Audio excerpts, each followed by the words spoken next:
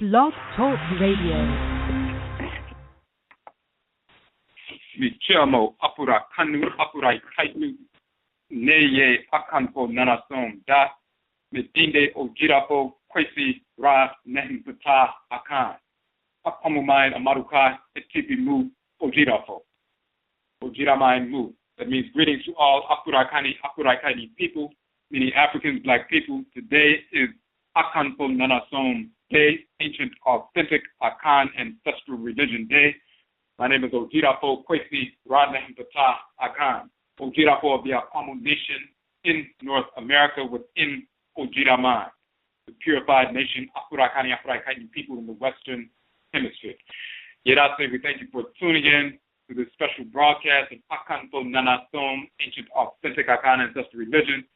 We are going to be talking about our Hoodoo Mayn, Hoodoo Nation Festival, and having a call-in and a conversation about that. We just had our festival this past Memeneda, this past Saturday on October 17th in Washington, D.C. This is the first annual Hoodoo Mayn, Hoodoo Nation Festival. So we want to talk about that and get feedback from the community and share the feedback that we have received from the Apurakani community. Before we get to that, if you are on the phone line, you have a question or a comment, hit the number 1 so that we can see that your hand is raised. If you are in the chat room, you must log in as a user in order to interact in the chat room. If you don't have a username, you can sign up for one quickly in Blog Talk. For individuals who are new to the program, we have 3 broadcasts on a weekly basis. On Joda, Monday nights, we have AKANFO NANASOM, ancient, authentic Akhan ancestral religion, and we deal specifically with the Akhan expression of ancestral religion on Joda on Monday nights. Because, of course, number 1, because we are Akhan. Number 2, because of the misinformation that has been propagated in the Western Hemisphere as well as on the continent by those who have been infected with white culture, pseudo-religion, Christianity, Islam, Judaism, Hebrewism, all of that nonsense, white culture in general. So therefore, those infections spill into their presentation of ancestral religion, Akhan cosmology, Akhan philosophy, and so forth. And then you find individuals on the continent who speak the language, live in the culture, live in the region that our people have occupied for hundreds of years, over 1,000 years.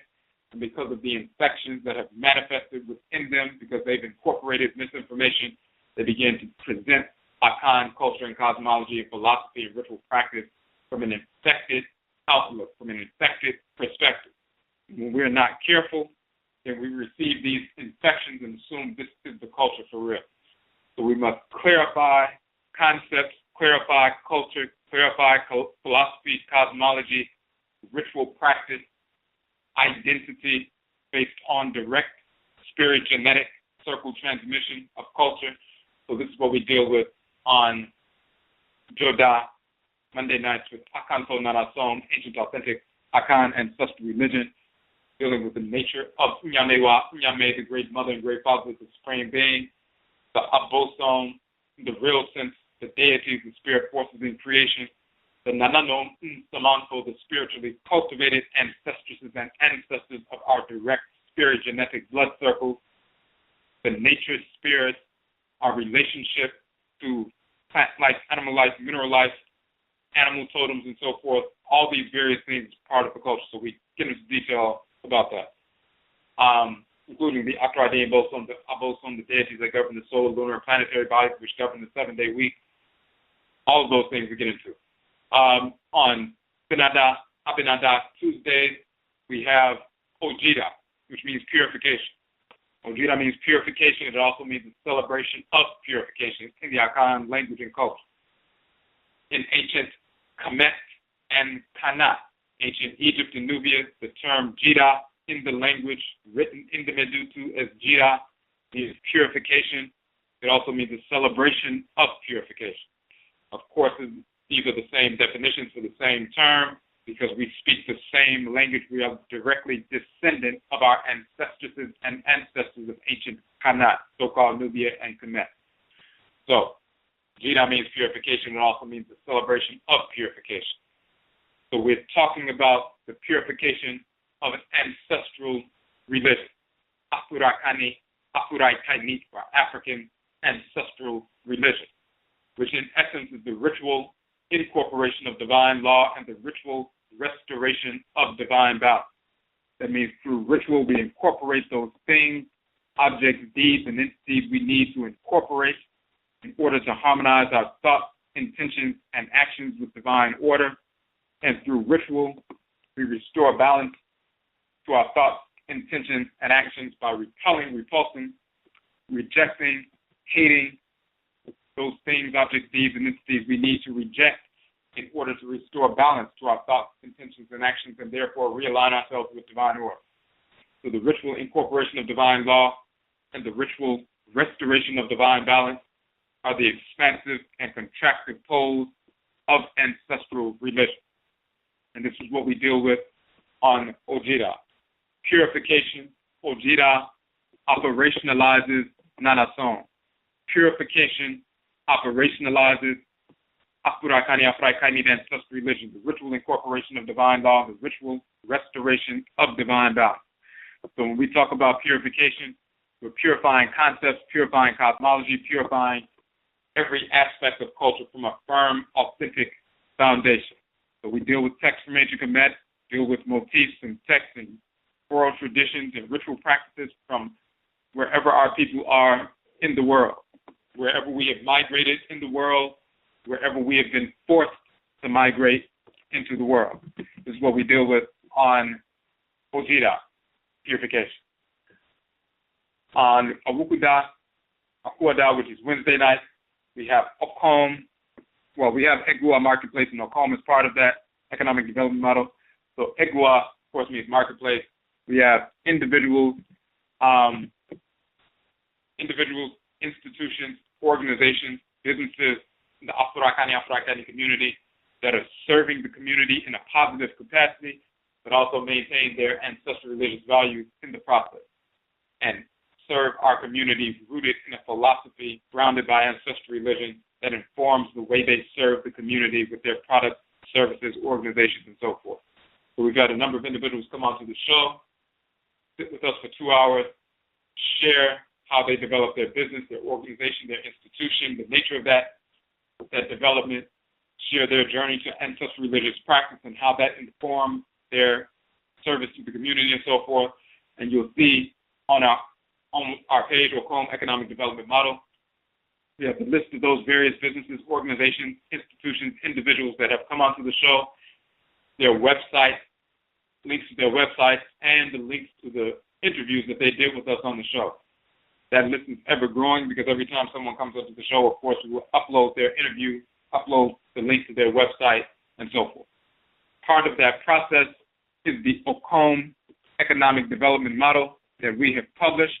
You go to our Okom Economic Development Model page, and we will put that in the chat room real quick. Hold on 1 second. So when you go to the Okom Economic Development Model page, OKOM, on Odwirafo.com, there's a link in the chat room. You will see the list of businesses, organizations, and institutions, and then you will also see the links to their interviews, and then you'll also see the Okom Economic Development Model. You'll see the 4-part series we did on the model on Blog Talk Radio, where we dissected the model, showing its applications to every aspect of our lives. You'll also see the video Egua Kundi, which is economic warfare, and then you'll also see the video for our broadcast, Kwesi Ne Amamre, self-employment and ancestral culture. So all of that information is on the Okom Economic Development Model page. The Okom Economic Development Model is a model of economic development rooted in our ancestral religious values, and therefore it's a holistic approach to economic development for Afuraikani people, African people, black people. Now, part of that model is the strategy, starve the beast and feed the pride.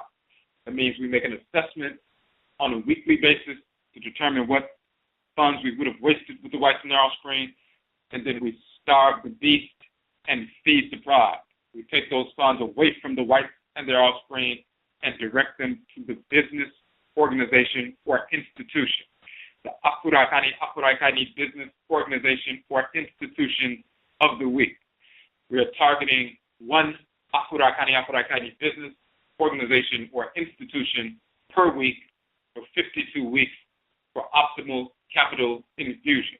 We began that process in February, so we're beyond the midpoint in that process as a community supporting one business, organization, or institution per week for 52 weeks. We engage that process in that manner so that when one person starves the beast and feeds the pride and takes the $10 they would have spent at Chipotle or Burger King or McDonald's or wherever, they starve that white beast, take that $10 away from them and reallocate it, feed the pride, give it to the business, organization, or institution of the week, whether it's through the form of a donation or accessing products and or services. When one black person does that, that's an infusion of $10 into that business. When 1,000 of our people do that, 1,000 of members on your Facebook contact list, friends list, Instagram, Twitter, and so forth, when 1,000 people engage that process, then that is a $10,000 infusion of capital into a black business in the course of 1 week. That allows them to stay open, expand their business, expand their products and services to us, hire males and females, young people as well as older people from within the community so they can have employment while serving our people at the same time. It's a win-win situation across the board. If we do not engage that process, then by default, we are leaving that $10,000 in the hands of our absolute enemies, the whites and their offspring, whether it's white Europeans, white Americans, white Asians, white Hindus, white Arabs, white pseudo-Native Americans, white Latinos, white Hispanics, white Asians, whoever it is. We are leaving our funds in the hands of our absolute enemies who are simply robbing our people on a daily basis. We are therefore financing our own oppression. As the statistics are promoted, about 2 million black people are unemployed at this particular time in the country. There are about 1.9 to 2 million black-owned businesses in the country. If each black business hired one black person, then the unemployment situation would be taken care of overnight. We have the capacity to engage that process simply by starving the beast and feeding the pride.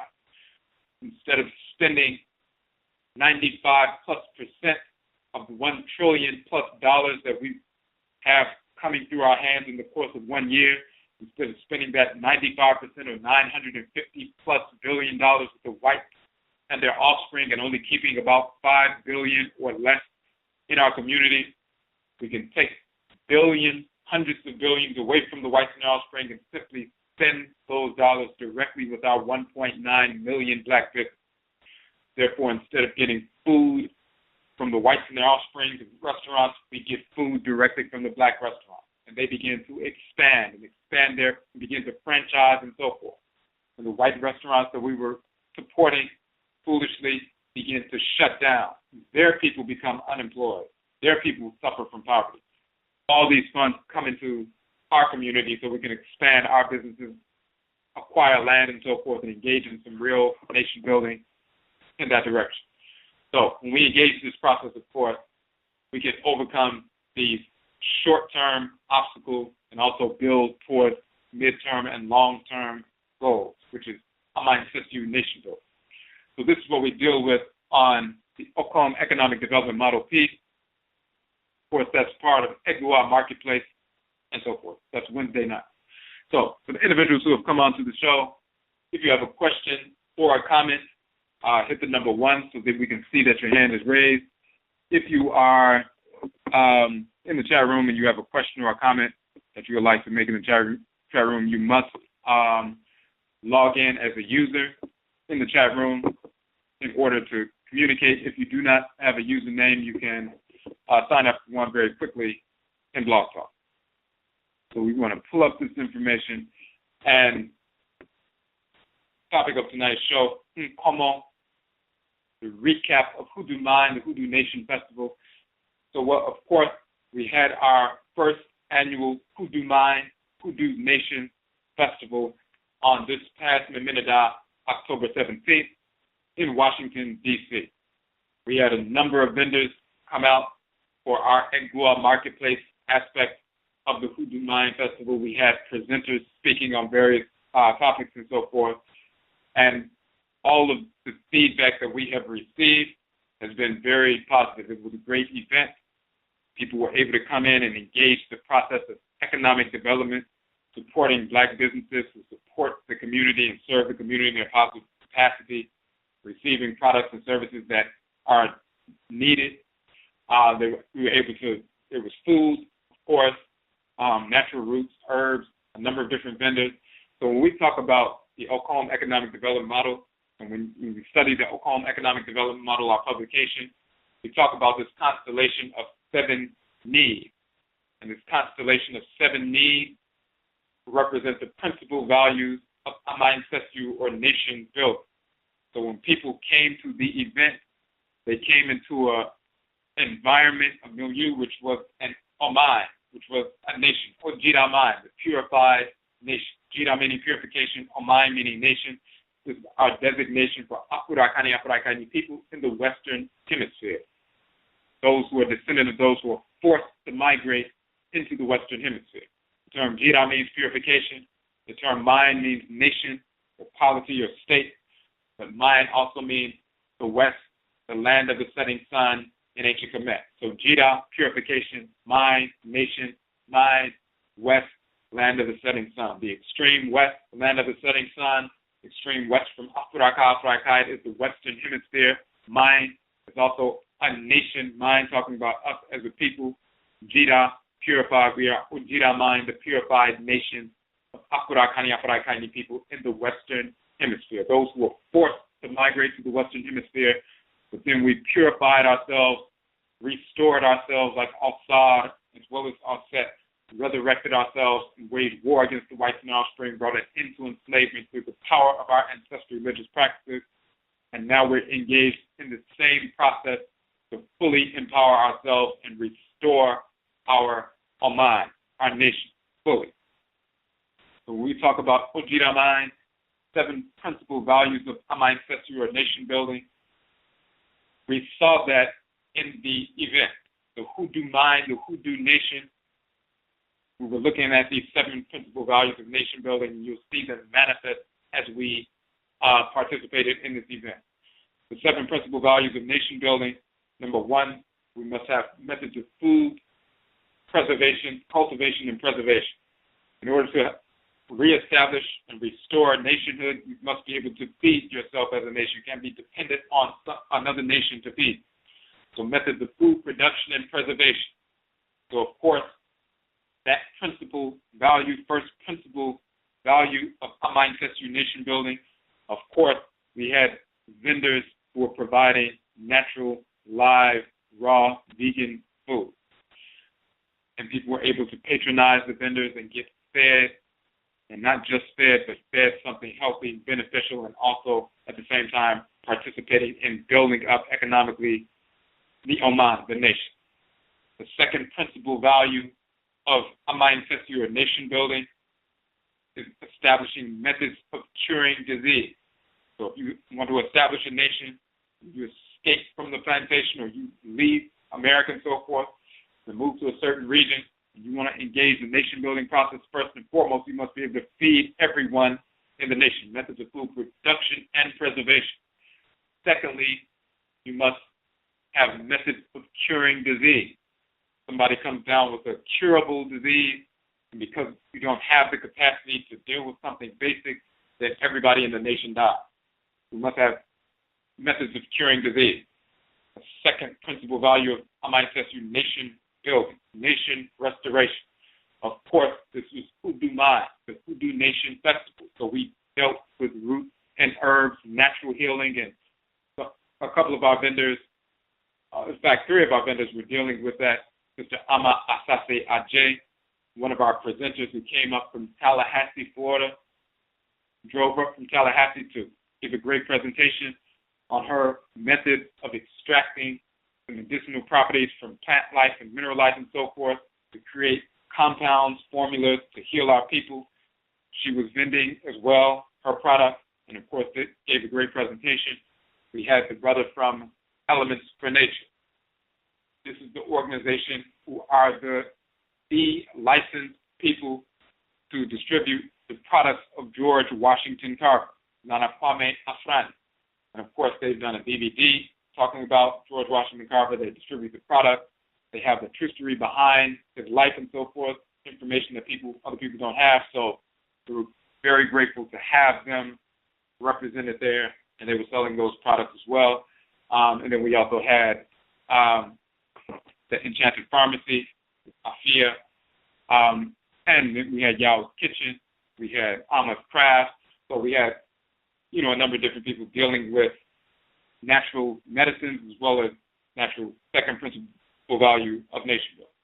Third principal value is establishing a military structure. We must have defense. We establish a nation. Of course, the whites and their offspring are going to seek to destroy the nation. They will never relent in that reality. So, of course, we must recognize the parasite and be prepared for defense as well as offense. And part of that offense and defense is not only physical, metal armament, but also chemical and biological warfare.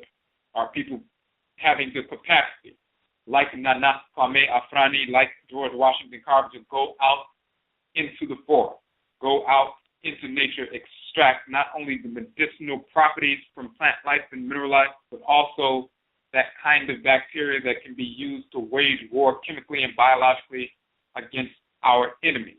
The precedent set by our ancestresses and ancestors on the plantation, where they would poison the food supply of the so-called slave masters, poison the water supply, all of the crackers in the house get sick, and then we exterminate them and their families, burn down the plantation, and free our people from enslavement.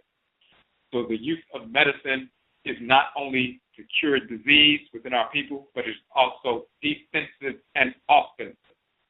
So, of course, we had that there as well. Third principal value of nation building, establishing a military structure for our defense and, of course, for our offense. So we have that piece as well. Fourth principal value of nation building is the institutionalization of our values. Training institutions, cultural institutions, ritual institutions, and so forth, spiritual institutions, religious institutions. So we have methods of training people in agriculture, food production and preservation, methods of training people in curing disease, passing that knowledge on, transferring that knowledge, methods of establishing a military structure, military operations, defense, martial arts, all of these different things, training, institutionalizing this knowledge so the transfer of knowledge is consistent and unbroken. Systems and training within government, systems of governance and jurisprudence. Training people in engineering, training people in manufacturing, textiles, and so forth. So the institutionalization of our values, understanding who we are, what our function in creation is, why we come together as a nation, as an Oman, why we're connected to one another, what everybody's role in the Oman is, the nation is, the value of those roles in and of themselves, as well as in relation to one another, and the training institutions to keep these values in place, to reinforce these values, and to ritually reinforce these values through spiritual institutions as well. So the transfer of knowledge, the institutionalization of values, the fourth principal value, building institutions, training institutions, cultural institutions, religious institutions, and so forth.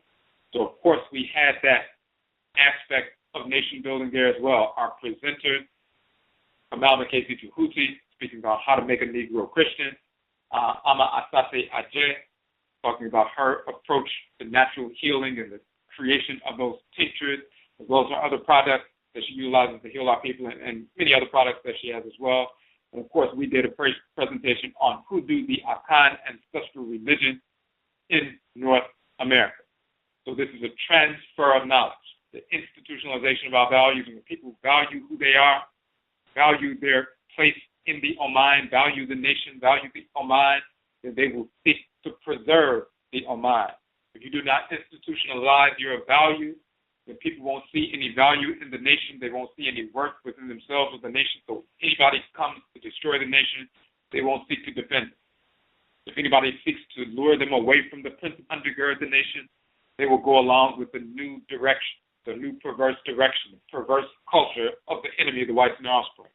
But when the institutionalization of values is accomplished perpetually and renewed perpetually, then the people value the nation, value what has been built, and they value the protocols that were put in place to establish the nation. And they will seek to not only defend the nation, but also perpetuate the nation, defend those values, defend those protocols, and perpetuate those protocols by transferring that knowledge.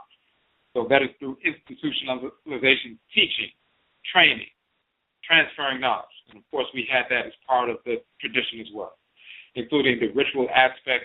We engaged the Oshuye, the libation process in the beginning, invoking the Abosom, invoking the Great Mother, Great Father, Nyamewa, Nyame, the Supreme Being, invoking Nyokumpon and Nyokumton, the Creator and Creatress, invoking the Nananom, Nsamafo, the spiritually cultivated ancestresses and ancestors, invoking Ptah, the good ancestresses and ancestors of our direct blood circle. All of these different things we were engaged in, that's part of the institutionalization of our values, the renewing of our values ritually. So we had that process. Systems of governance and jurisprudence. Fifth principal value of nation building, of nation restoration, Amansesew. So when we look at the structure of the event and look at the nature of the information and look at the ritual practices in the beginning, the ritual closing out at the end, there's a specific structure that governs the nation, that governs the ritual practice, that governs the entire event. The place of the egua, of the marketplace, within the nation. So what we did was represent or replicate an OMAYN, a nation in miniature, with all the difference of the nation within that particular event on that particular day. So the governing structure of the HOODOO MAYN, the Hoodoo Nation Festival, the balance of male and female, where we had male speakers, female speakers, all the different vendors within the marketplace, touching on different aspects of nation building as well. Some dealing with, healing, some dealing with agricultural. You're talking about George Washington Carver and the products that he dealt with and so forth. You have some dealing with textiles. We had people doing natural soaps, handmade products, handmade clothing and so forth. Food, of course. So all these different aspects of nation building represented within the egua, within the marketplace, all taking place in a specific fashion. When you look at the itinerary of the event, governed by the Abosom that governed all natural cycles in creation, the way the event was structured was based on a specific governing model, methods of governance, and jurisprudence. Then we deal with acquisition of homes on acquired land, the sixth principal value of nation building. Of course, when you have all these other things in place, you can feed yourself. You have methods of food production and preservation. You have methods of curing disease. You can heal yourself. You can feed yourself. You can heal yourself as a nation. Third principal value, you can defend your nation through a military structure. Fourth principal value, you can transfer knowledge, institutionalize the values of the culture so people love the culture because they love themselves and they know what their function in creation is and how they fit into the nation, how that's part of their divine collective function as well. And that knowledge is transferred intergenerationally, and they seek to preserve that knowledge and preserve the nation and preserve the protocols of the nation and so forth. So you can engage that process of building institutions, establishing that governing structure so people can engage one another in a harmonious fashion, and if there are disputes, they are mitigated in an amicable fashion. Governance and jurisprudence rooted in sound cosmological principles, rooted in our ancestral religion, which is rooted, of course, in divine order, reflection of divine order. So now, when you have all those different things, then you can place them on land. The acquisition of land, so things can be built. The building of homes, shelter, and so forth on acquired land. So, of course, the place where we had the event is a place, a specific nonprofit that's connected to the community in the Washington, D.C. area, right in the midst of the Afurakaini community, utilizing that specific facility and the information, but the facility governed and run by Afurakaini people, so we can have something within our community, not outside of our community where people have to travel long distances and patronize the whites and their offspring and so forth, but people coming to a facility where our people are working. We're facilitating the continuance of their employment and so forth. It's right in the midst of the community, and placing something like that, an institution like that, an event like that right in the midst of the community generates a kind of energy that's magnetic, is to wake our people up. When you have a tuning fork and make it oscillate, you put another tuning fork near that one, it will begin to oscillate at the same frequency.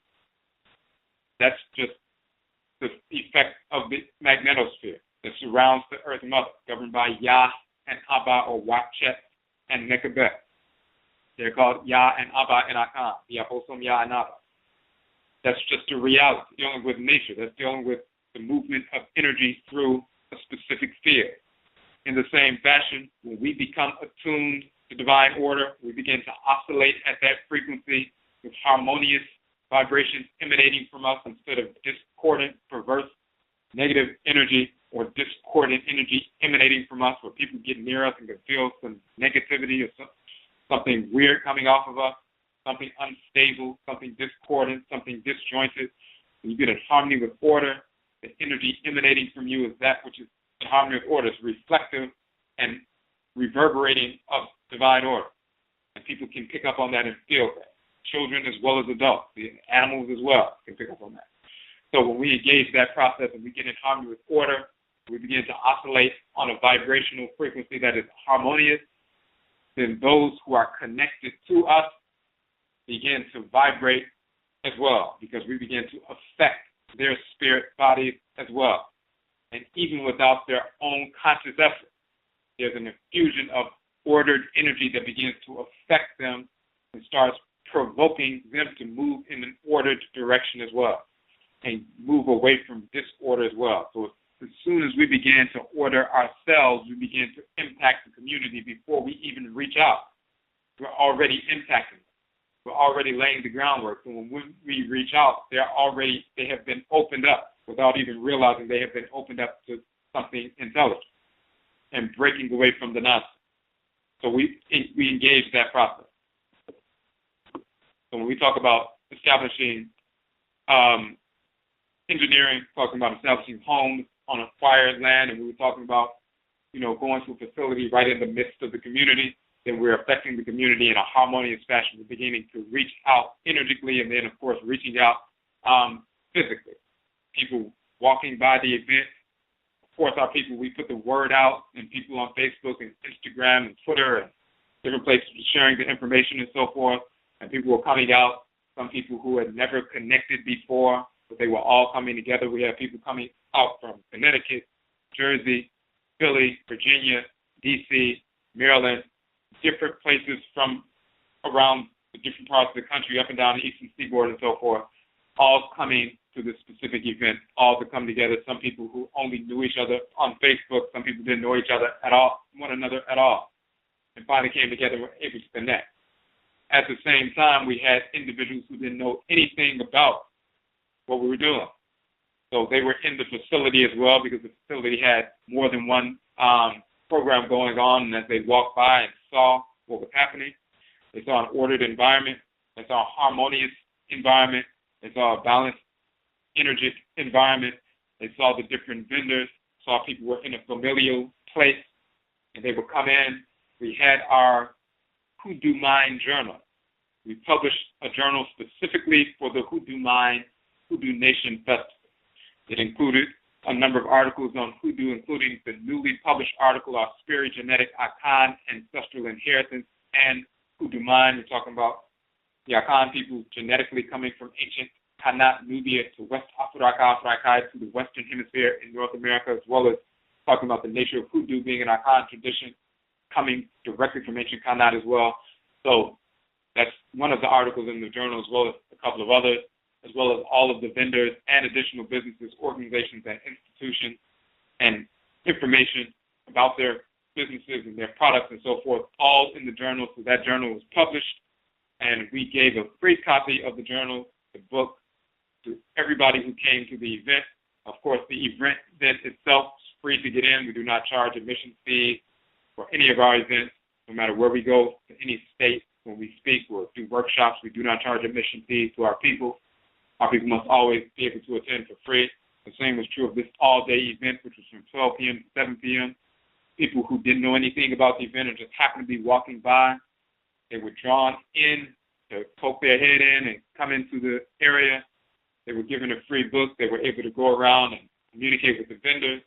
And some of them stayed and sat down and listened to the presenters and so forth. And, you know, witnessed the Oshwe, the ritual practice, the libation, the Achine, the drumming and so forth, the invocation of the Abosom, evocation of the Nsamanfo, and they were able to experience something that was primordial, ancestral. Their Nsamanfo were drawing them to pay attention and take part in this festival, even though they had no idea that's what they were going to be doing that day. So this is what we're talking about when we're talking about building community. And then we're talking about acquiring land as well as, you know, building homes on acquired land, building shelter and so forth, engineering, but the acquisition of land. In this specific instance, we wanted to do something within the land, quote unquote, of the Black Afro-Akani community and affecting the community. On a larger scale, of course, it's talking about acquiring our own land itself. On the smaller scale, we're replicating a nation by accessing something within the Black community, real estate within the Black community, to establish this institution on our own, quote-unquote, property, so to speak. The seventh principal value of nation building, Amansesew, is the manufacturing of clothing, dealing with textiles. Of course, in order to live and function, you must clothe yourself, feed yourself, and so forth. It's not just food, clothing, and shelter and safety. It's, as we said, a constellation of 7 needs governed by the Abosom, the deities that govern the solar, lunar, and planetary bodies, which govern the 7-day week. The 7-day week is a natural cycle that keeps occurring. The sun, moon, and different planets move into position every 7 days and affect the earth in a specific manner, governing all natural cycles on earth. The Abosom, the force of the nature that animates the sun, moon, and the different planets, they therefore move around in that cyclical fashion every 7 days. That also affects us physiologically. The chronobiological cycle called the circumception cycle, or the 7-day cycle, where our bodies go through changes physiologically every 7 days. That's directly connected to the 7-day week and the Abosom that govern the 7-day week, the spiritual forces that govern the 7-day week, the solar, lunar, and planetary bodies that make up that 7-day week, and therefore impacting every natural cycle, all the natural cycles on earth, and therefore us as children of Amansesew, the Earth Mother, affecting us as well. So we have a holistic set of 7 principal values connected with the Abosom and the energy of the Abosom of the 7 days of the week, that natural cycle. So food production and preservation, curing the military structure, institutionalization of values, building institutions, systems of governance and jurisprudence, building of homes on acquired land, and the manufacturing of clothes. And of course, that deals with textiles. And of course, we had one of our vendors making scarves and different kinds of clothing and so forth. So all these different things, aspects of Amansesew nation building, we had represented within the Hoodoo Mayn, Hoodoo Nation Festival. So therefore, we had some people saying, like one of the sisters' sons said, it felt like he had come to a family reunion because he came into an area which really replicated that kind of atmosphere. It was a replication of the Oman, replication of Odwiraman, replication of the nation. And of course, we went into some detail in the presentation about the specific subject matter we wanted to address. So before we get into some of that, I want to check the chat room real quick. If you have a question or a comment on the phone line, you can hit the number 1 so that we can see that your hand is raised. If you have a question or a comment in the chat room, you must log in as a user in the chat room in order to interact in the chat room. If you don't have a username in Blog Talk, you can sign up for one very quickly in Blog Talk, and then you can interact in the chat room. So we just want to go through real quick to make sure we didn't miss anything in the chat room. And before you want to pull out something real quick on the journal.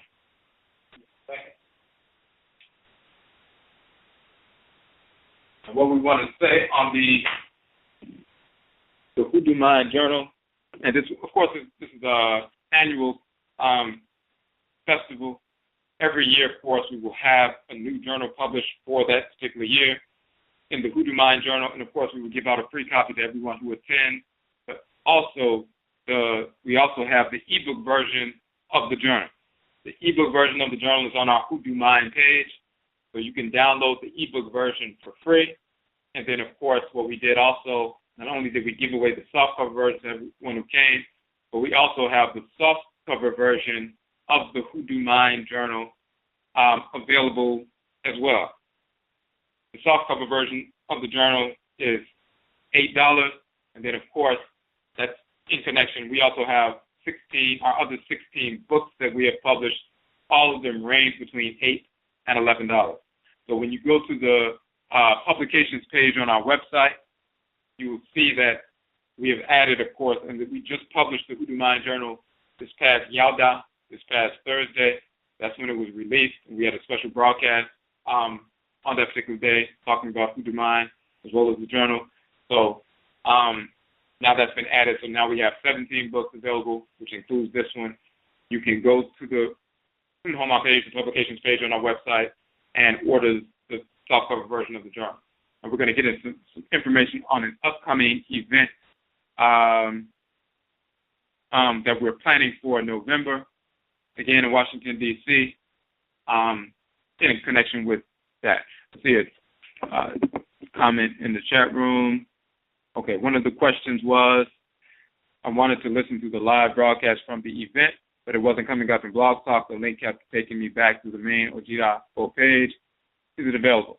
Okay, so what happened with that was we were trying to do a live Blog Talk broadcast during the time of the event, and we did have it on live. However, because of the situation, the way things were situated, the sound didn't come out very well. So we didn't have it ready in the proper way. So it was recording, but you can barely hear it. It wasn't very good. However, one of our presenters, Kwesi, he also recorded from a different device the different presenters, himself and then myself, as well as Amaruka. So the files are there. They're going through an edit process right now, and then we will release them so then you can hear all of the presentations that went on that day in their entirety. So that will be coming soon. So keep checking the website. Once that editing process is taken care of, that will be posted, and we will post it most likely, it will be posted on the website, also on the YouTube page as well, our YouTube page, Odwirafo, on YouTube. So keep checking the website for that. Okay, so with the journal, we have a number of articles. Some of the individuals, some of you saw the trailer that we did for the event. It's kind of like a commercial for the event on YouTube. Okay, Yeni, I say that. Kind of like a commercial on YouTube talking about Hoodoo Mayn and the nature of Hoodoo, coming from the Akhan term, Hoodoo, medicine, root work, conjure, and so forth. That trailer is really like a precursor to an upcoming documentary that we will be doing and are working on. We'll let you know as that's coming up as well, dealing with Amaruka Nanasom, ancestral religion, Afrikani people in North America. Amaruka, we just did a broadcast, Amaruka Nanasom, quote-unquote African American ancestral religion. We're talking about our ancestral religious practices born of our blood circles, spirit, genetically. So we did a broadcast on that, but there will be a documentary that, of course, is inclusive of Hoodoo and Juju and Vodun and Grigri and Galagishi traditions and so forth. What we have maintained within our blood circles, full ancestral religious traditions right here in the Western Hemisphere. So be on the lookout for that. But in the journal, we have the articles, as we said. We have the itinerary that we went through. We have background on the different presenters. We also have the list of all of the Egua Marketplace participants. And then in addition to that, and all their websites and all the information on them and so forth. In addition to that, some of the businesses, organizations in the community that place ads within the journal so you can access their information. You can begin to share their information. So this, once again, leads to economic activity. It leads to to connect people with resources. Some of the businesses, organizations, and institutions are independent, educational institutions, schools, and so forth, healing institutions, naturopathic medicine, live food, natural handmade soaps, and so forth. In fact, let's go through a few of them. In Kingu Health, of course, Dr. Atifi Adiro, a naturopathic physician rooted in her ancestral culture. We have Raseki Kemetic Reiki, Rekit Niya Nebehet, Kajara Niya Nebehet, teaches Raseki, founderess of Raseki, published a couple of books, of course, on that. We've had her on the show. Sister Wapet, Raven Seshat Satheru. She's just 2 books, Mas Heru, The Birth of an Ancient King, talking about Asar and Set and Heru. And, of course, the Kemetic creation stories for children. We also have What's in Your Womb, Mr. Ma'at in Ma'ateru Amen, Akoben House, owned by Mwalimu Baruti and Enaya Baruti, Akoma Ntuaso Cultural Tourist Jamaica, and Book Drive, owned by Kentake Malopinza. All of these are in the book. Mama Mawusi Ashakir's The Body Temple Institute, health consultations, herbal products, herbalist certifications, naturopathic medicine, Pan-African design, owned by our brother. His name is Bowser on Facebook, but it's panafricandesign.com. Baba Hodie Suya, Pan-African educational online co-op classes. Ndideka Karamo, founder of that.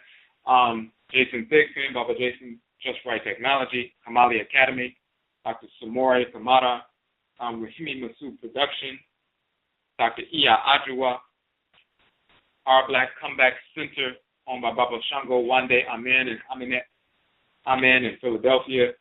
Asase Hills, of course. Baba Shango Wande, as well as Amen, has the R Market and Wellness Center. Unique Individuals, Inc., Phoenix Nebula, great artist. Asase Yedudu Creation, Ama's Craft, Enchanted Pharmacy, Yao's Kitchen. 3 different businesses all in one. And of course, they came out from Jersey. And they also have the South Jersey Nanasom Peku Ancestral Religion Study Group as well. Elements for Nature, which these are the ones who are the exclusive manufacturers and distributors of George Washington Carver's product. Nikki Fatu, who's an artist. Of course, Kamama Kesi Tahuti, with How to Make a Negro Christian, the author. But also he's a Blog Talk radio host as well. Africa's Reascension on Sunday nights at Kwesi. We have Immortal Art Studios, Kep Heru Tamu, the custom handmade talismans and amulets. And you see the off and the copper and the different precious stones and all these, unique pieces. That's his work, Immortal Art Studios. Loving My Soaps, LLC. And, of course, they have the natural handmade soaps. They have shea butter, cocoa butter, lotions, clays, using essential oil, sea salt, coconut oil, soybean oil, and they're going to be on the show most likely next week or the week after, but they're going to be on the show very soon. And we just want to go through those. So when you see whole list, we also have Tiwan Tiwa DV9 Village, Ila Sankofa, establishing independent self-sustaining village in Austin, Texas for Afurakani people and artisans. Ankh services by Coach Bilal Lakoben Sankofa. And then, of course, we have the Nanasom Seku Ancestral Religion Study Group in Philadelphia. So we have a number of, businesses, organizations, institutions. This is representative of that whole process of and feeling that people had when they came into the space, feeling that they were part of the Oman, recognizing the reality that they're part of the Oman. Okay.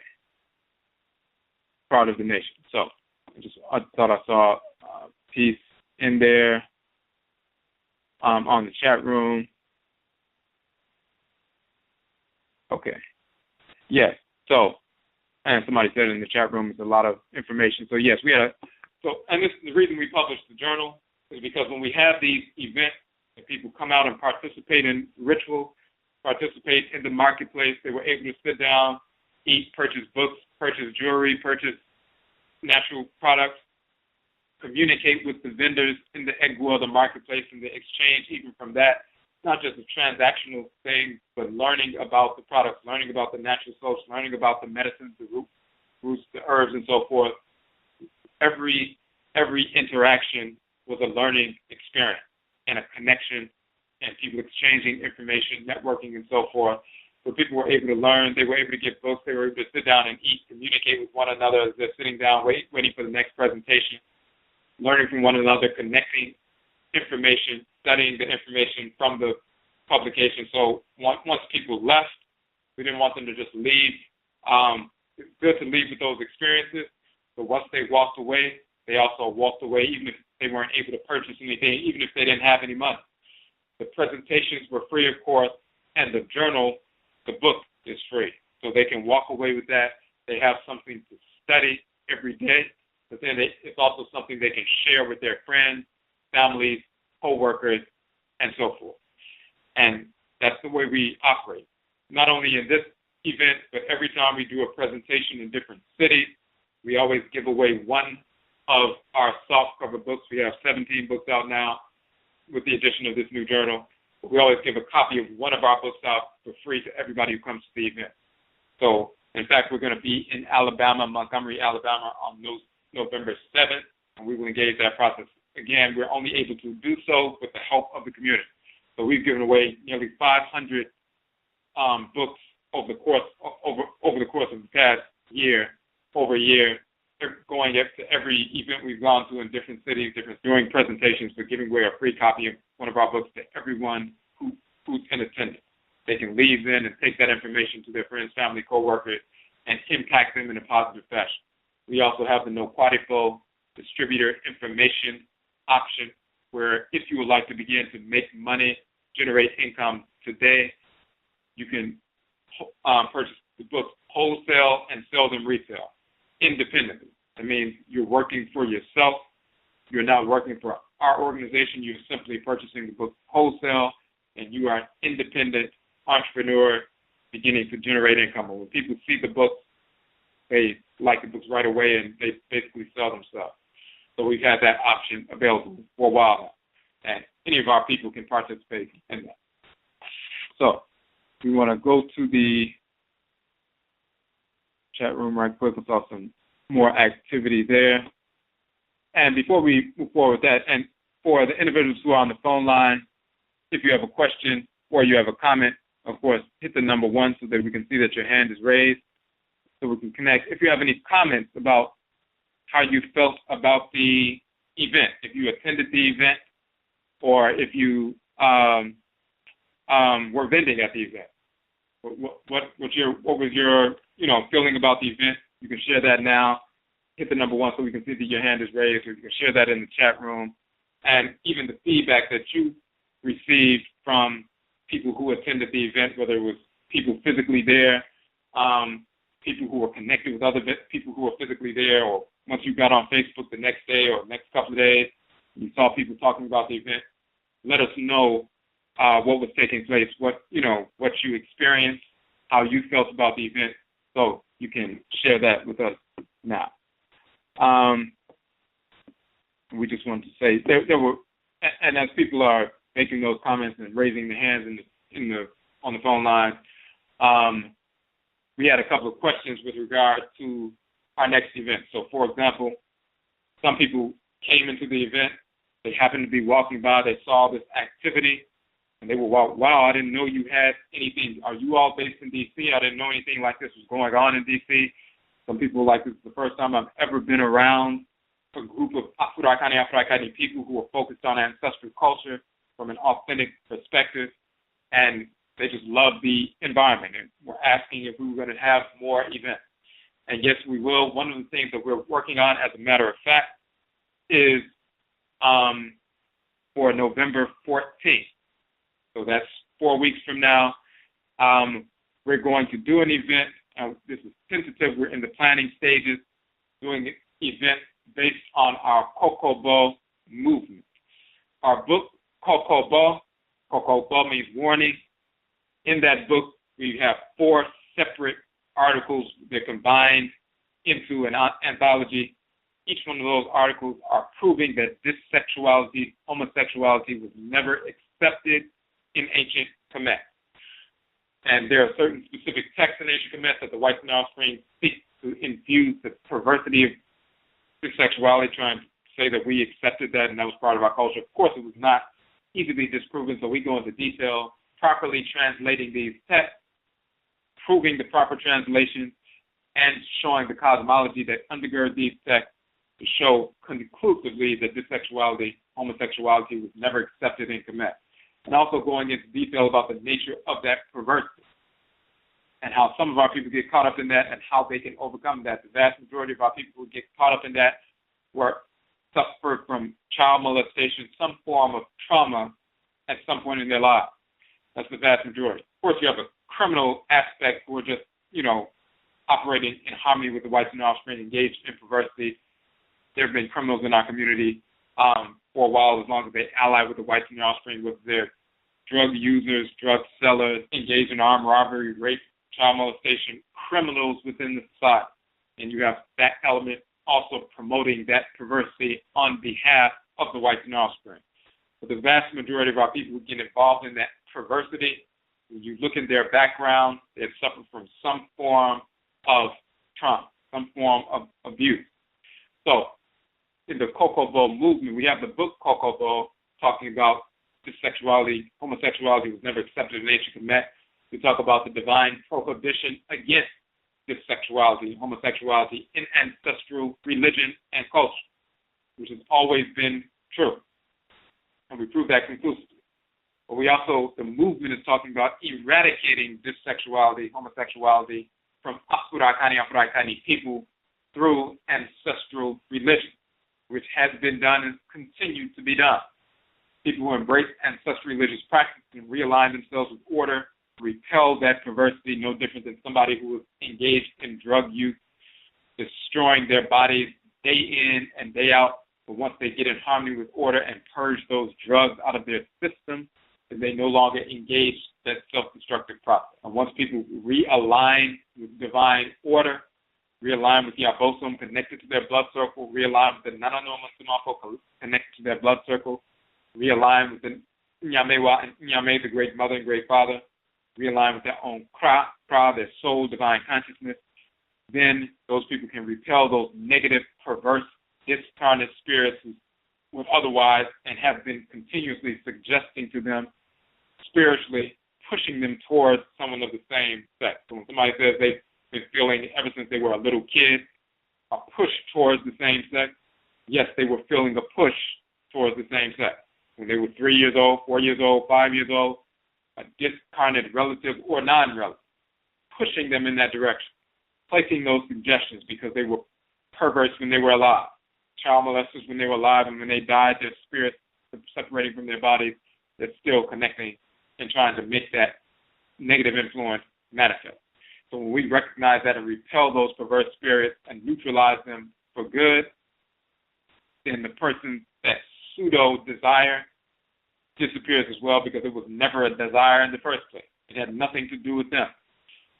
So that's been done and continues to be done. And that's something the whites and their offspring don't want our people to know about. They want us to believe that people are born like that and this is who they are, and they need to establish that as their identity, because it's a weapon of warfare against our community. And the whites and their offspring understand. So, of course, our ancestral religious practices have the solutions to all of our problems. So we're going to do a presentation on our book, going into detail about that, going through the entire book. But also part of the Kokobo movement is to print out softcover versions of that book so that we can give them out for free, not only at a presentation, but to the community at large. Give out as many of them as possible. The book, of course, as with all of our books, are free downloads from our website already, so people have access. But when we get into the community, have presentations on this topic, and then give away free books, so people are not forced to purchase a book. If they come to the event, they may not be sure because they've always been taught that if you speak against somebody, then you're not being spiritual and loving and all that other nonsense. They may not be ready to purchase a book if they're already inclined against it because they've been brainwashed. But that's all right because we're giving away the books for free. We're giving out this important knowledge for free. And once people don't feel any coercion and things are not forced on them, they can come to a free event. They're not being recruited to participate in any organization or group. The book that we're talking about is freely given away as well. They have no pressure whatsoever. They can sit down, relax, and learn some information and incorporate that and do with it what they need to do with it on their own, under their own direction, under their own power, under their own volition and so forth. Then they feel, more receptive to receiving that information. We plan to have that event. What we need to do, however, we're in the midst of raising funds to secure the venue for that event. We want to be able to do that tomorrow because of the so-called holidays coming up. These venues are beginning to fill up very quickly, and it's specifically the place that we are seeking to acquire, to secure the rental. So on Sundays and Mondays, their renting offices are closed. The first day of being back to renting is tomorrow. We want to rent out the space by tomorrow. And the space for rental is $150.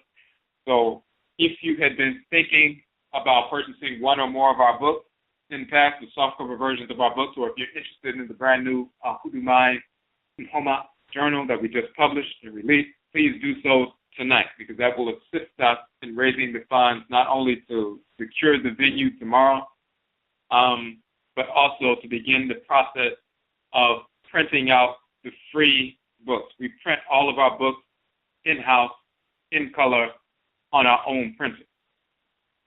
We do all of our work. We don't contract it out to a third party. We typically print on demand because it's more cost efficient. So when people order specific books, then we print out specifically what they need and we ship them. And that way we don't have, other books that have been printed out that people didn't order sitting in inventory where we could have used those funds to cover other expenses to keep things, balanced and moving and efficient and streamlined. So part of the process is we want to begin to give these books out for free. We want to give the books out for free prior to the event as well as during the event when people come, and have some additional books so that people can take them with them and share these books so people can begin to learn this nature of dissexuality, being out of harmony with divine order, and divine prohibition against that, as well as our ancestral religious practices and how our people can overcome these things, overcome any obstacle that's put before us by the whites and their offspring. And they can utilize Kokobo as a manual to be realigned with divine order, and our people can study this information, show the origins of how the whites and their offspring began to try to force this diversity into our community, and they can snap all of that out. We can knock all of that out. So we want to give away these free books ahead of time, out to the community at large. They're already free, as we said, online, but the physical copies, people can have them in their hands, take them on the train when they're going to work or going to school, on the buses, when they're at work, on breaks and so forth, and begin to read that book, Kokobo, The Divine Prohibition Against Sexuality, Homosexuality, and so forth. We want to begin to give those books out ahead of time and at the event. So, again, we're trying to do that fundraiser tonight to raise the funds to cover the venue expense and get it as soon as possible to be able to rent it tomorrow, but also to begin to print out these books. And once we can raise those funds, then we'll put the event notification out, begin to share that information so we can get as many of our people to come out and learn about this information, learn about the Kokobo movement. Let me put the link to the page on our website right now. NHOMA page, when you go to the publications page, you will see the book Cocoa Ball, as well as the other 16 books. So any purchase goes directly to assist us in that process.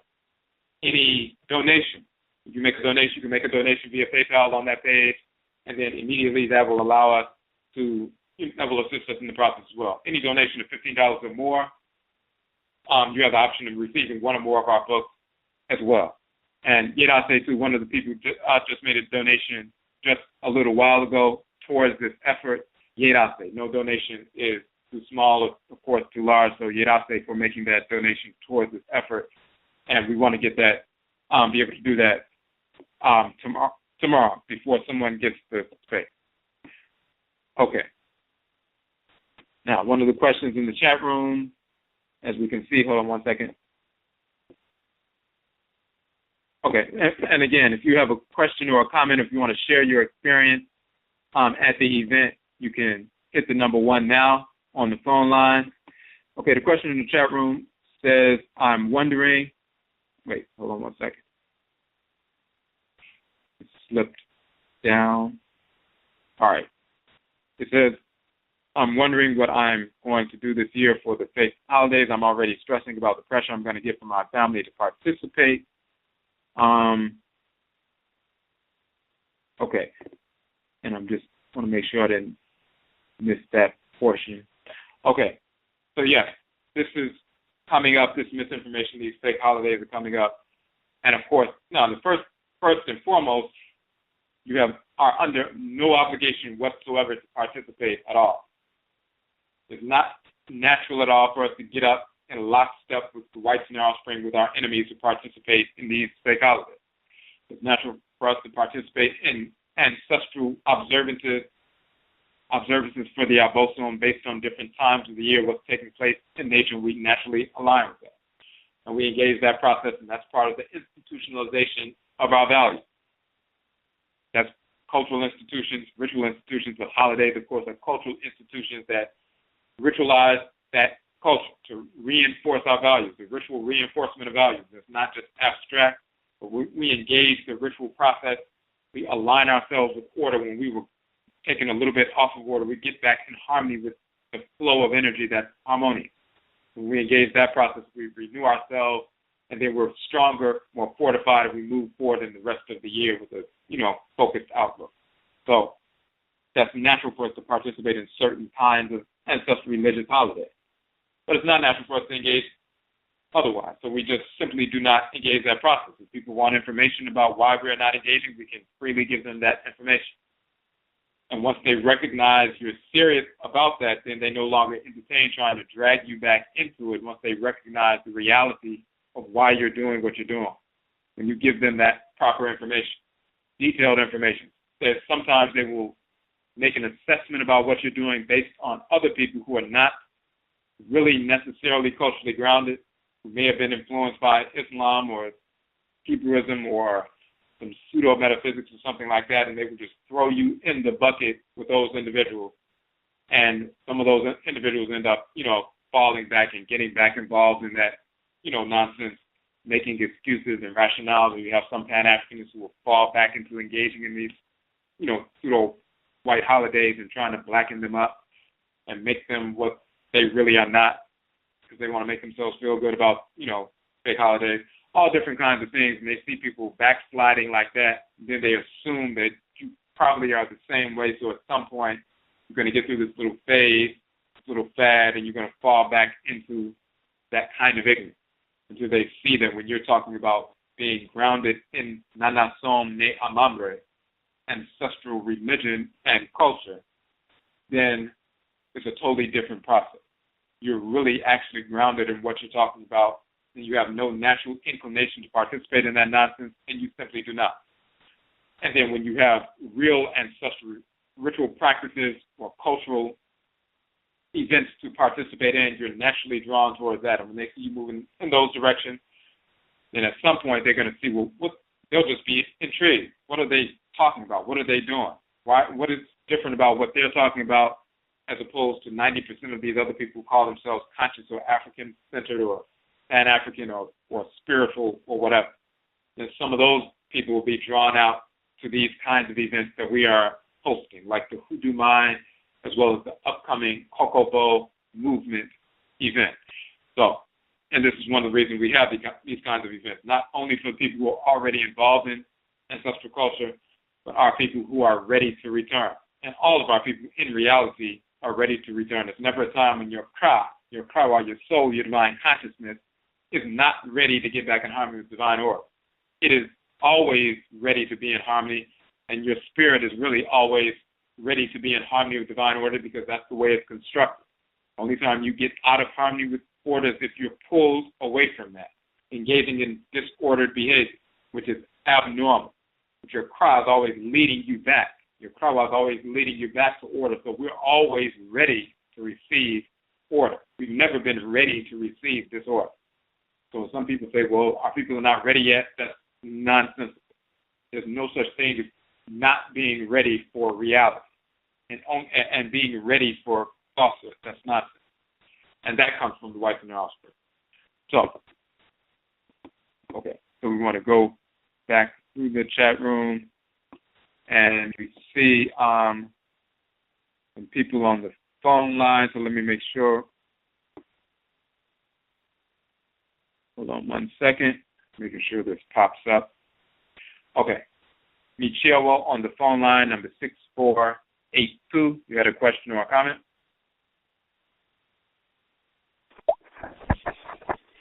Can you hear me? Okay, I can hear you now. Hi, this is Amansesew. I just wanted to... Wait, hold on. You got to speak up a little bit. You're going a little low. I have a phone with my phone in the case. Sorry about the noise.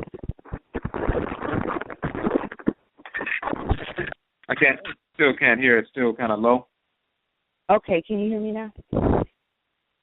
Okay, that's a little better.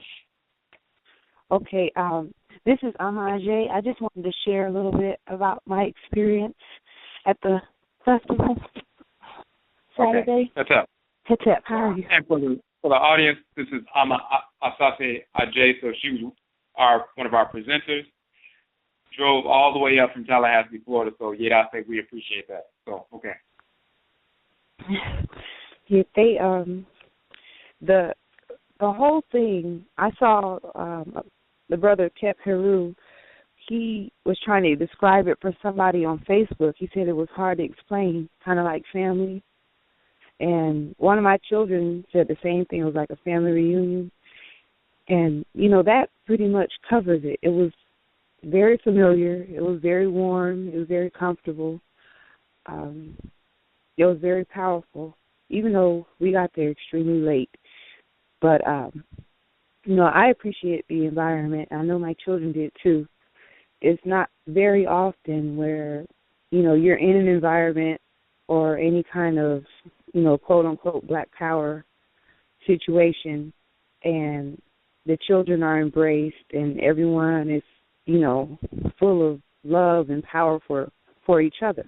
To see, different products being sold and talked about, just all of us moving within us, it was very, very powerful. The brother with the book, How to Make a Negro Christian, am I saying it correctly? Right. Yeah, his presentation was powerful. I really want to get that book. And like I said, I came late, so I missed any other presentations. But, I had some pine tea and a scarf and a beautiful smudge bundle from Asase Uduru. The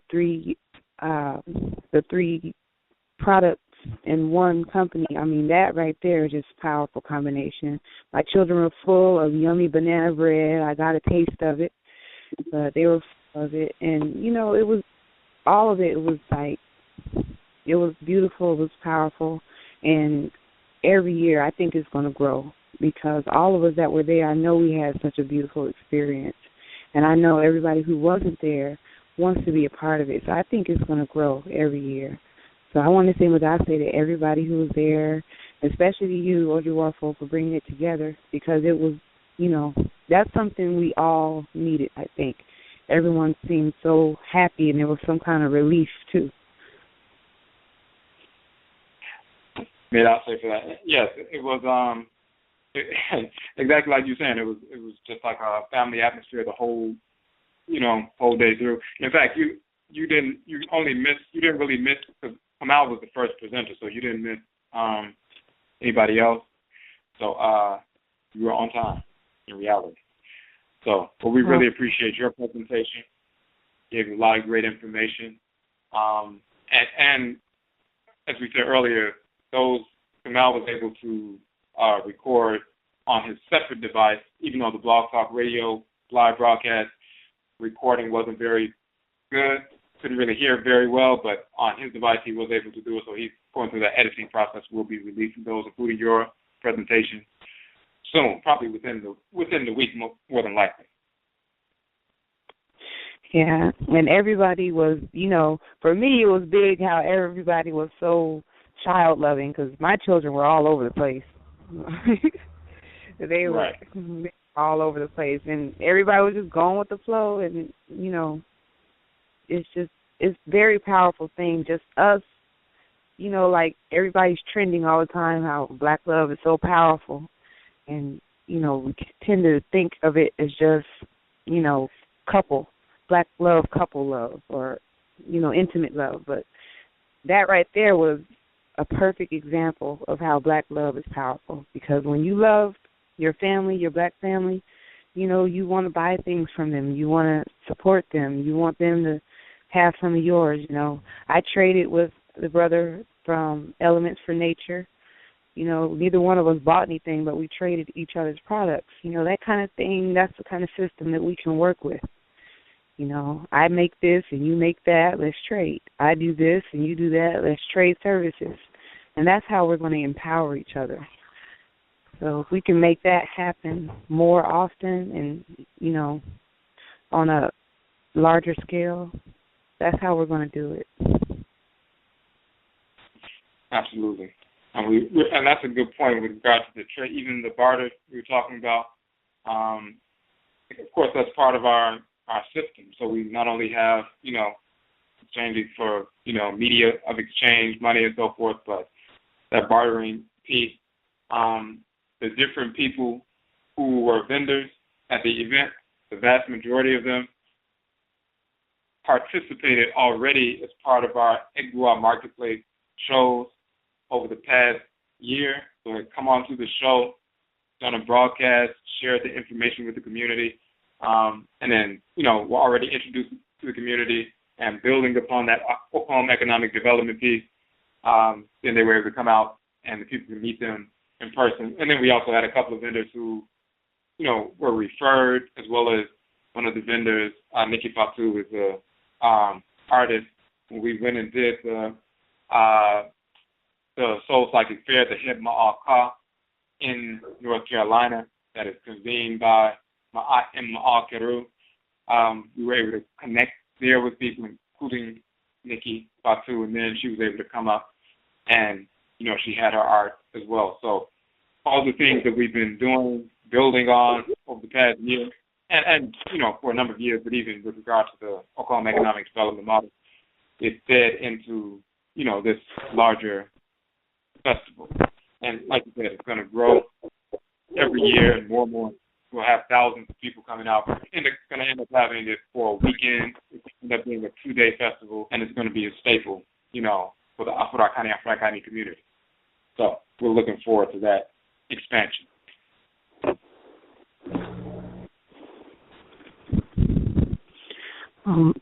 But I say for the experience, it was well worth the trip. It really was. I know. Yeni, I said we appreciate you, especially taking that long trip all the way from Tallahassee to D.C., that eventful trip. So, yeah, we really appreciate you. Can you hear me? Oh, I can hear you now. Okay. I said say, but my phone is messing up. Oh, okay. Okay. So we appreciate you. Yidase. Okay. All right. So we just wanted to make sure we didn't miss that part. So I'm sorry, I just wanted to scroll past it, just making sure sometimes the chat room messages move up quickly in the chat room and you miss some stuff. So, yeah, so that's the sentiment that we've been feeling, and hearing seeing all over the internet. If you look at some of the images, one of the videos coming from the event with the Oshwe libation, or some of the images of people posting the information on the, all over Facebook and so forth, and Instagram and things like that. That same sentiment that Mr. Amma was talking about was shared widely throughout the event. And this is, again, we're going to reproduce that kind of sentiment once again coming up in the next few weeks when we have the Kokovo movement. So the people who just got on, who came in a little bit late, we're talking about having our next event in November. November 14th is the tentative date, but that depends entirely upon our capacity to secure the venue, and we're trying to do that tomorrow. So we're having basically a mini fundraiser tonight to raise the funds for the establishment or the securing of that venue. So if you'd like to assist in that process, any purchase of one or more of our books, our 17 books, assists us in that effort. Of course, any order of 10 books or more is automatically 30% off. You will see that on the page. So, for example, the first 10 books are automatically 30% off, so $66 for the first 10 books. And then, of course, we have the same 30% off for 11, 12, 13, 14, 15, 16, and 17. But, of course, all the books range between $8 and $11, so whether you purchase one $8 book or $9 book or two or three, whatever it is, any of that will assist us in securing the venue for it, securing it tomorrow so that we can begin to get the word out to talk about this divine prohibition against sexuality, homosexuality. And, of course, on the publications page as well, you also have the option, if you already have some books or you already bought the set, you like to just make a donation, of course you can do that as well, and that will assist us as well. And you do have an option to receive a book. And, in fact, those who have purchased books in the past, the only book that you don't have, only softcover book that you don't have is the Hoodoo Mayn NHOMA journal that we just published this past Thursday. So if you want to get that, even that, purchasing that book alone, that will assist us in the process of securing the venue. So we're going to go through the chat room real quick. And there was one piece that we mentioned a little bit earlier. When you see in the front, the first part of the book, the first page of the book, you see it's a quote from us. This is actually the transcript of the trailer, the commercial for the Hoodoo Mayn Festival that you've seen posted on Facebook and also seen on YouTube. A lot of people like the little movie-type trailer going into the basic, background of our true street identity as AKANFO, who were forced into the Western Hemisphere, coming from ancient Kanat, Nubia, to the western part of the continent, forced into the Western Hemisphere during the enslavement era, but then retaining our culture and transmitting our culture into generations. When we had children, our ancestresses and ancestors, the spirit of our ancestresses and ancestors were born through our wombs and returning into the world. And that culture is carried within our blood circle. So when we rise up and continue to practice hoodoo, root work, medicine, conjure, and so forth, and the term Undu in Akhan language means root work and medicine and conjure, we're continuing the same ancestral religious practice from ancient West Afuraka and further back to ancient East Afuraka Kani. So that is the transcript, the first page of the journal of that trailer, and that is going to become part of our documentary. So we'll be doing a documentary on hoodoo, on the Akhan ancestral religion in North America. And of course, as we're talking about the fundraiser and everything, anytime you make a purchase of any of our books, that goes towards all of these different projects, including that project as well. So not only to secure the venue for tomorrow, to secure it tomorrow so we can, firm up the date of November 14th, getting the softcover books published, printed out so that we can begin to distribute them, but also working on this documentary so it can be released to the community so we can begin to realign ourselves with order. So let's go to the phone lines. We have another call on the phone line.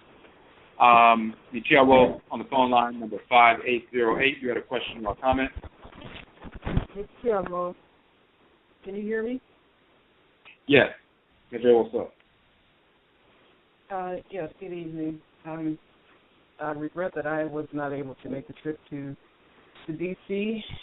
for this event, but perhaps there'll be other opportunities. But since you mentioned the Cocoa Bowl and the detection of homosexuality question, I don't know if you know of or are connected with a brother that's there in D.C. who's the head of an effort called Straight Black Pride. Could you speak up just a little bit? Yeah, I took my earpiece off. Is that better? Oh, yeah, that's better. That's better. Excuse me. Yes. I started off by saying that I regret that I was not able to make the trip to D.C. for that event, but I hope I'll have another opportunity to go to a similar. From what I heard from the sister that was just on, sounds like it was a wonderful event and kind of therapeutic, something that our people really need, especially right now. So I just wanted to say that. But since you mentioned the Cocoa Bowl, I wonder if you know of or are connected with a brother that's there in D.C. who's head of a movement called Straight Black Pride. He goes by the name Irritated Genie.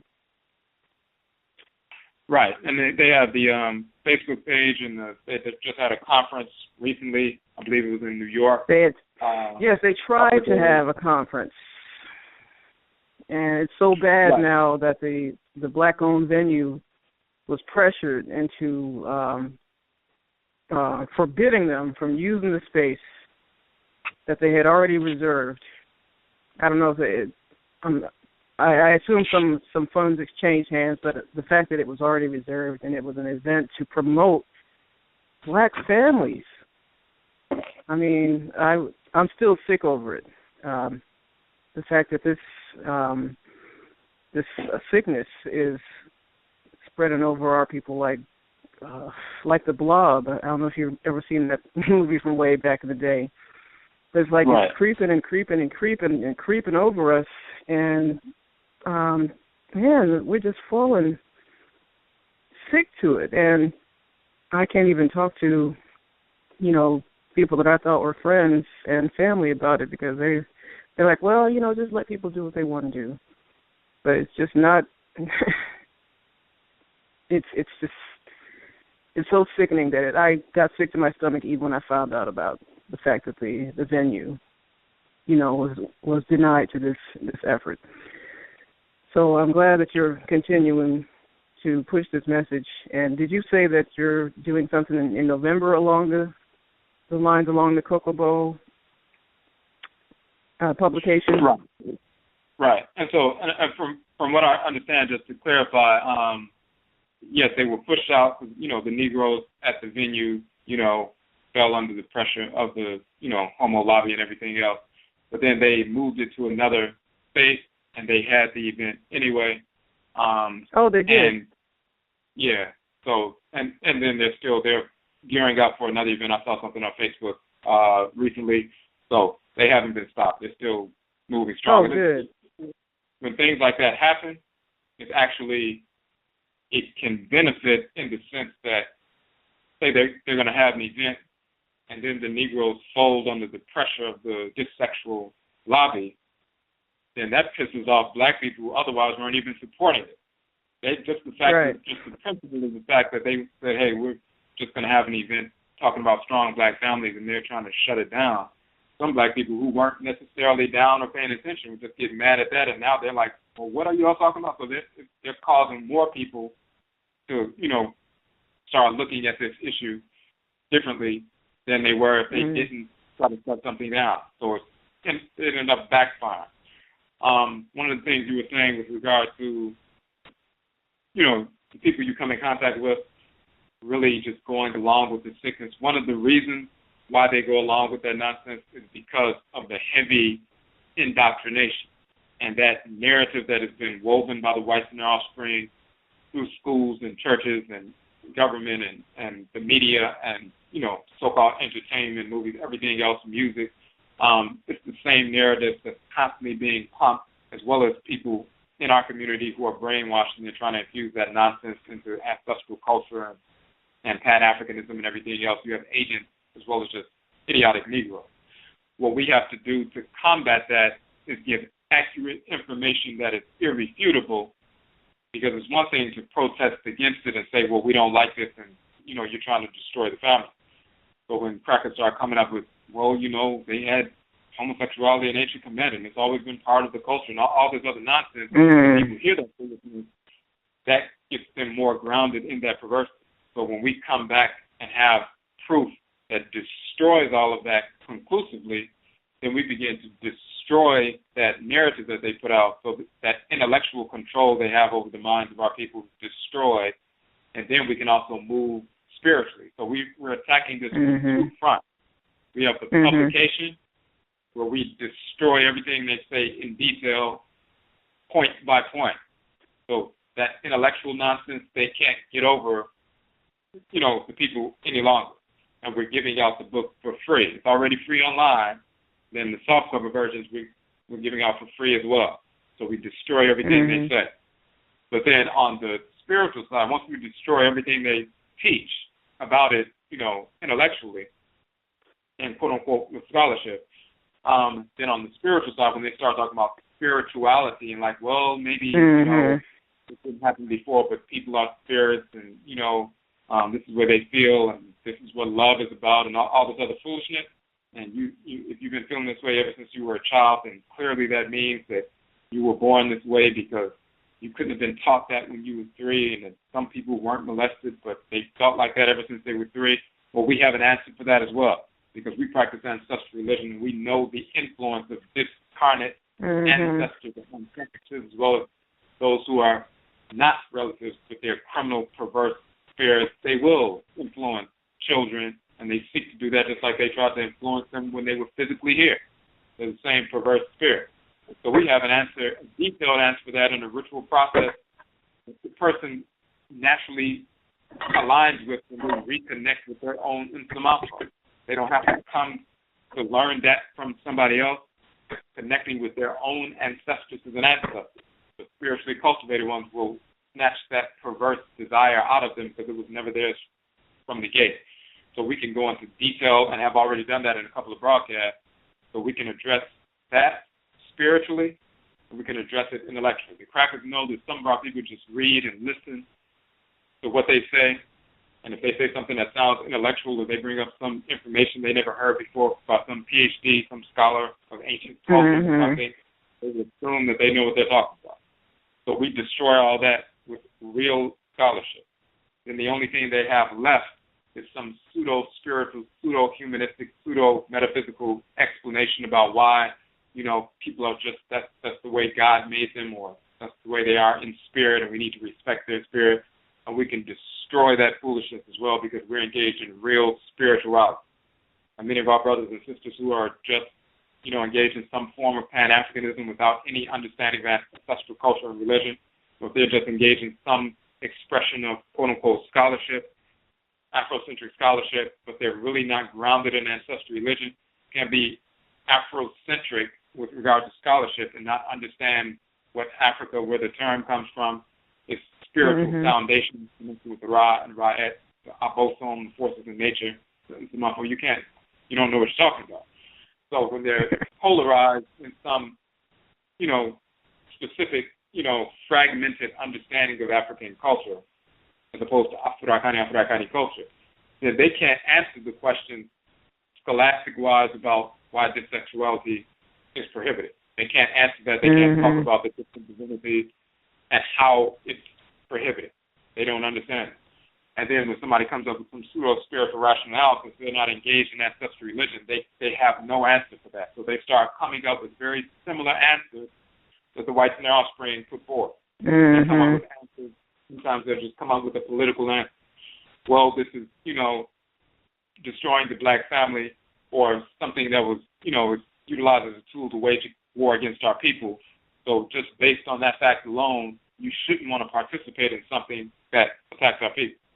Well, that's true politically, but if you have somebody who understands that, but then they have these overwhelming urges, a political argument is not going to do anything for them. They're trying to figure out why they're having the urges. And when the perverse, Christian or otherwise, or some pseudo-spiritualist tells them that's just because that's the way the spirit made you, and politics has nothing to do with your spirit, they'll believe that nonsense. But when we can give them the actual details about what is the nature of these disembodied communications that you are receiving and how to neutralize them through ancestral ritual, and they can do that on their own. They don't have to come to us for that. And we do not counsel bisexuals and so forth at all. So do not come to us for that. But we're just showing. I remember you were saying that in your broadcast. Right. So they can do that on their own. But once that information is out there, we can destroy, remove all of those lanes, remove all of those, opportunities for the whites and offspring to corrupt the minds of our people, and specifically our people who are, against it, but they don't know how to combat it. They don't know how to combat it information-wise within their own family, amongst their friends or coworkers. They don't know how to combat it with other people saying they're struggling with this or that, or they're just going along with the nonsense. They hadn't had tools to combat it. They didn't have the scholastic or scholarly tools. Then they also didn't have the ritual tools and understanding to convey that information to children as well as adults. But we can give them that, and that's what we're going to do. So we're trying to, it's tentative for November 14th. That depends on, we want to secure the venue tomorrow, so we're trying to raise funds for that tonight. Oh, good. I just want to let you know that I'm grateful to have found a spiritual teaching that I've been looking for that is uncompromising on this and many other questions, many other positions that I've come across from so-called spiritual teachers who, oh yeah, we hate crackers, but you can be gay as long as your mate is black. It just it just didn't sound right. And so I just wanted to let you know I appreciate finding an uncompromising stance on that and on many other things that affect our people, without making excuses or saying, well, in this case it's okay, but in that one it's not. So just want to let you know that I do appreciate that strong stance that you all take, support you, and keep on doing it. Memeneda, we appreciate that. And, we look forward to connecting at the next event. We're going to have, we'll be announcing that, everything coming up. So, and we also announced, you may not have been on, we'll be in Alabama on November 7th. But then the following week, that's when we're trying to get these events happening here. So we'll put that information out as it comes. Okay. Memeneda. Okay. Inasera. Okay. So, now prior to that, right before we got into that section, we were saying the first part of the journal being the trailer, the transcript for the trailer. We're talking about doing a documentary there.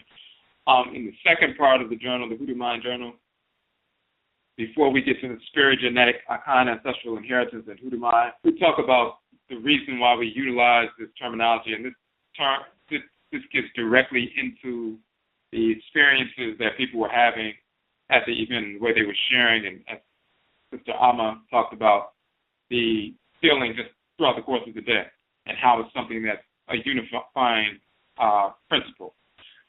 Hoodoo Mind means Hoodoo Nation, as we have shown in our book, Hoodoo People. The term Hoodoo, of course, is the Akhan term Hoodoo, meaning medicine, root work, conjure, feel a presentiment coming down of the spirit and so forth. And, of course, is derived directly from our ancestral language of Kanit and Kemet. And we show that in the Medusa and the hieroglyphs. As we have shown in our Odwiraman publication, the term spelled here, mine, and we spell it M-A-Y-N, mine, but it's just a variation of a spelling. Mine, or Omain, in the Akhan language means nation of people, as we said. It also is derived from our ancestral language of Kanit and Kemet, where mine, or Manu, means town, city, nation, or polity, and also land of the setting sun, the west. Hoodoo Mayn thus defines the Hoodoo Nation, Hoodoo Mayn, or Hoodoo Mayn, Hoodoo Nation. Afro-Akani people, a nation and Omain of Akhan descent, who continued our ancestral religion, inclusive of root work and conjure, Hoodoo Ndu, in the land of the setting sun, the west, the Oman. We are restoring the authentic nature of our Akhan ancestral religion is brought in the blood circles of our ancestors and ancestors through the Musuo Kepye, the great perversity of the enslavement era. Our establishment of our annual Hoodooo Mayn Hoodoo Nation Festival is an institution to express and revivify our values within our community. And then we talk about the term NHOMA, means book or journal publication. The Hoodooo Mayn NHOMA journal is the official publication of Hoodooo Mayn, given freely to the attendees of our event. The free ebook version can also be found on our website. In our NHOMA, you find the articles on Hoodoo from an authentic Akhan perspective, as well as the itinerary for the program, information regarding the presenters, the list of vendors in the Ekwa marketplace, directory of businesses, organizations, and institutions, and so forth. So that is in accordance with this whole notion of community on mind, every aspect of nation building being represented in such an endeavor, in such an event, and we like to replicate that nation in miniature every time we have an event. So we had that specifically dealing with Hoodoo, but it also has implications for Afro-Akani people in general who were forced into the Western Hemisphere and maintained their ancestral religious practice. The Yoruba maintained their practices under Juju, the Fon and Ebe under Vodou, the Akhan under Hoodoo, the Bambara people under Grigri, the Gola and Kisi people under the Gullah Geechee tradition, and so forth. So everybody maintained their ancestral religious practices, and what you'll find is that our people will begin to their own celebrations as well. You will find that people will use this example to emulate, reestablish their ancestral religious practices in their blood circles, and begin to institutionalize that amongst themselves as well. So when you find some people who find out that they're Bambara, for example, that Mindi-speaking group, and their people were practicing Grigri in New Orleans, they will reestablish that in an authentic way, minus the white influence, perversities, perversions, minus the white European, white Arab, white Hindu influences, and practice that ancestral Bambara tradition from their blood circles in North America in a purified, authentic fashion, that they will institutionalize that just like we're institutionalizing Hoodoo, the Akhan ancestral religion in North America. But that goes back to that interdependent relationship we have upon one another. As Odwiraman, the purified Jida Omain nation in the West Omain, Western Hemisphere, land of the setting sun.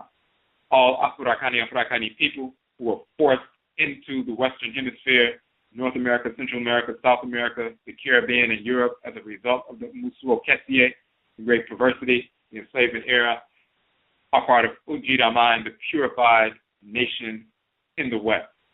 So there's a collective function that we have as Odwiraman that's related to the larger function of Afro-Akani people worldwide. And as we awaken to that, then we begin to engage in a sound process of cultural restoration, spiritual restoration, and that's the foundation of Amaruka nation building. As we said, Ojeda not only operationalizes ancestral religion, but of course, Ojeda purification operationalizes our capacity to restore ourselves individually and collectively as an Omain, as a nation. Okay, so we just want to scroll through, make sure we don't have any other questions or comments in the chat room.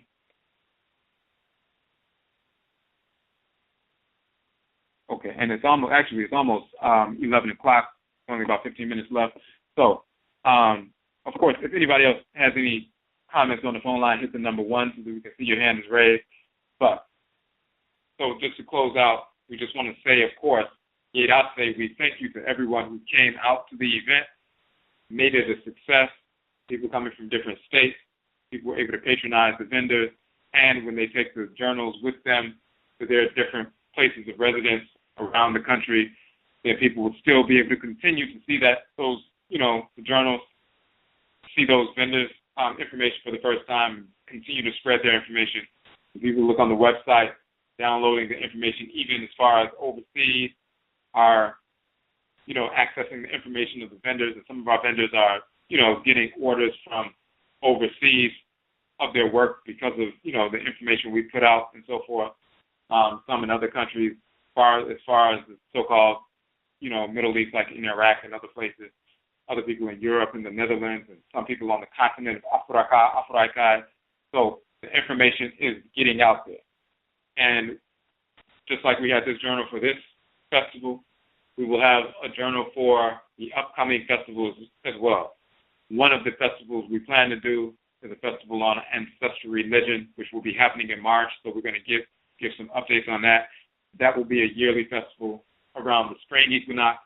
And then, of course, we have our Obrajira and Akhan Ancestral New Year in September around the autumn equinox. That's a yearly piece. And then we have the Hoodoo Nation Festival, which is yearly, but we're going to do this upcoming Kokobo movement, getting these books out, eradicating dissexuality, homosexuality from the Afro-Akani community through ancestral religion.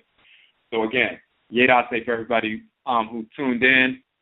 Again, we're having that fundraiser tonight, so you can go to the our publications page now if you would like to make a purchase of one or more of our books, including the new HOODOO MAYN journal, or if you'd like to make a donation that will assist us in this effort. And once we can secure the venue and begin to publish the books and begin to disseminate them, we'll put that information out. And we look forward to connecting with everyone. Once we establish that date, it's tentative for November 14th. We have to make sure they have that date available, which we believe they do. But we have to make sure, and then we have to be able to secure the venue. But as soon as we secure that date, we'll send that information out to you, pull our people together, and get this movement going on a higher level than it's already been.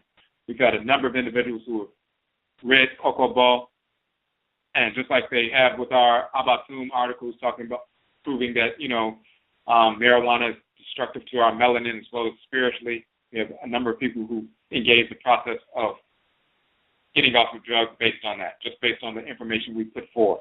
They've been smoking for years. They've stopped smoking, and they haven't smoked ever since. Not only saving, their lives health-wise, but also, money-wise, and even being locked up for having illegal substances, which is ridiculous. Destroying your health, risking jail. Also, you can put some product in your system that the whites and offspring have flooded our communities with so they can destroy the minds of our people. So some of our people freed themselves from that addiction immediately. And in the same fashion, many of our people who have studied Kokobo, read the book as well as listened to the broadcast where we're going through the book in detail, as well as the related broadcast, the Kokobo movement broadcast, and the other dealing with eradicating dissexuality, homosexuality through ancestral religion, where we go into detail talking about how people who have gone through trauma feel affected by these discarnate spirits and what they have done to overcome that and eradicate dissexuality, homosexuality from their spirit so they no longer have those perverse desires which were never theirs in the first place. That's key. And people have already engaged that process, and we want to expand that process, expand that movement. And we are going to expand that movement. People are going to know all over the country and wherever we are that dissexuality is not something that is inborn, innate, natural, intrinsic. It is perverse. It is not in harmony with divine order. And we have the possibility and the capacity and the obligation to overcome that perversity. And there was a couple of questions. Quickly before you go, which package is the last set of books. I bought the multi-book set. So depending on when you bought the multi-book set,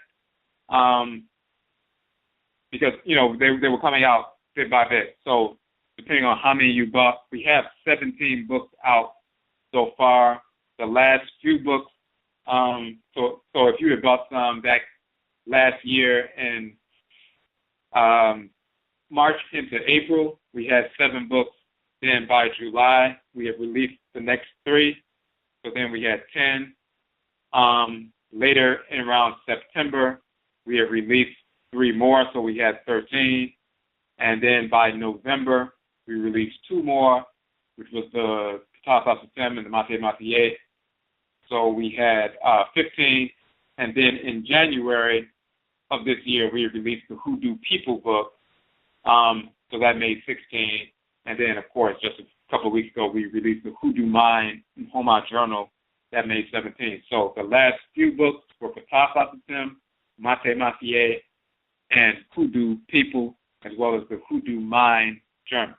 So those were the last 4. Prior to that was Inyonkopon and Inyonkopon, Ra and Ra'et, Odumankoma and Tredriampon, which is Atem and Kepra, and then Ankh, the origin of the term yoga, and Karakasa, the origin and nature of the chakra.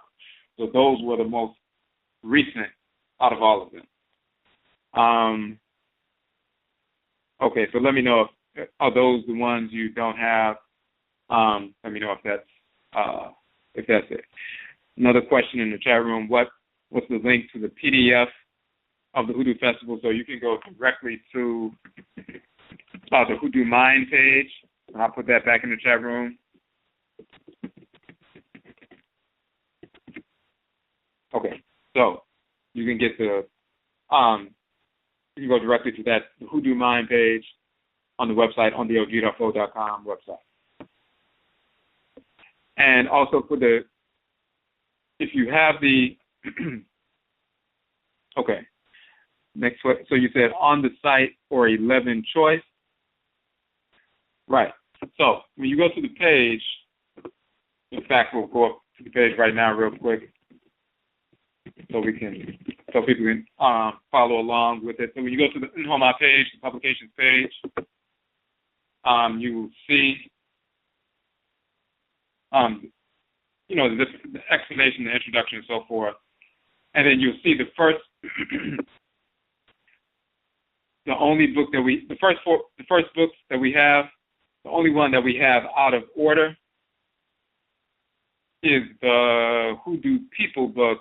We have that one listed like maybe 8, and that's really the 16th book. So if you just recognize the Hoodoo People book, the 2 Hoodoo books are the last 2 books that were done. But when you look at the books in order, those are the ones that when it says 10 books and then 11 and then 12 and 13, 14, 15, 16, and so forth, it is actually in this order, and this is the order as they are laid out on the site, each one of those book covers of when they were published, back to back to back. So the first 7, and then just remove the Hoodoo one because that's actually the last one. Then the next 3, which was More Means Dead, Anidaho, talking about the origin of the term God, and nigger and naga and negus and all of that. Of course, negus and naga and everything has nothing to do with nigger, and God has nothing to do with nigger, of course. So that Anidaho book, the Cocoa Ball book, and More Means Dead, where we proved that more actually means dead, physically and spiritually. Those were the next 3 that came out. That made the 10-book set. Then the 11th book was Inyonkopon and Inyonkopon, Ra and Ra'et. 12th book was Odumankoma and Tredriampon, which is Atem and Kepra. The 13th book was the origin of the term yoga, the origin of the term yoga, and Karakasa, the origin and nature of the chakra. And then the 14th and 15th book was Ptah and Mate in that order. And then the last 2 books were actually the 2 Hoodoo books, the Hoodoo People book, which we published in January, and then the Hoodoo MAYN book, which was just recently released. So that's the actual order. Okay, you see, so, okay, Yedate, we appreciate that. And also remember, for those some people have already purchased the books, some of the books, and some people purchased the softcover version. But like a brother who came out, a brother who was here in D.C. last weekend, he hit us up. He had purchased the book, and he wanted to catch up with us because he was from Oklahoma, but he was in D.C., wanted to catch up with us before he left, and we were finally able to connect after having only connected via Facebook. And he purchased the books. He had already purchased the set, but he purchased the books, but he was able to actually sell them. In fact, somebody else came up while we were standing outside talking. They saw the books in his hand. They started looking through them, and he was like, well, can you sacrifice one of them? And he purchased one of the books right off him just because he saw the information talking about Jesus never existed and Moses never existed and Muhammad never existed right on the front cover of the book, the Cuckoo Too Soon, so he wanted to buy it right then. So if you already have bought some books and you would still like to support the effort, you can purchase the books as wholesale when you look at the wholesale price, of course, and you can sell them. And as soon as you begin to sell them, you'll get your money right back. And you, on one hand, made money for yourself. You got the money back, plus making a profit. Of course, our people are being fed with proper information to realign themselves. And then at the same time, you're assisting us in, securing the venue tomorrow so we can firm up the date for the Kokobo movement event. So that's just another option, the Noquatico distributor option, and that's on the page as well. The NHOMA page, the publication page, you'll see that, and that's just another option. So it's only a couple of minutes left. I'd like to say Yedase. We thank you for tuning in to the special broadcast of AKANFO NANASOM. Yedase to everyone who came out to the Hoodoo Mayn, Hoodoo Nation Festival. Yedase for those who have already made a contribution to our efforts and who will. Please share that information with some of your contacts. Some people aren't able to get onto the broadcast at this particular time, and they only are able to do so the following day and so forth. So if you can share that, the broadcast link with them within about a half an hour after the broadcast. It typically archives within about a half an hour. Very often we save the broadcast as a YouTube file, so that will be later on in the day tomorrow because it takes a number of hours to go through that whole process. So you can share that link, the link to the broadcast archive with your contacts, and that way we can, reach our goal by tomorrow. So again, Yedase, we thank you for tuning in, and Yebeshiabio, we will meet again. That's all.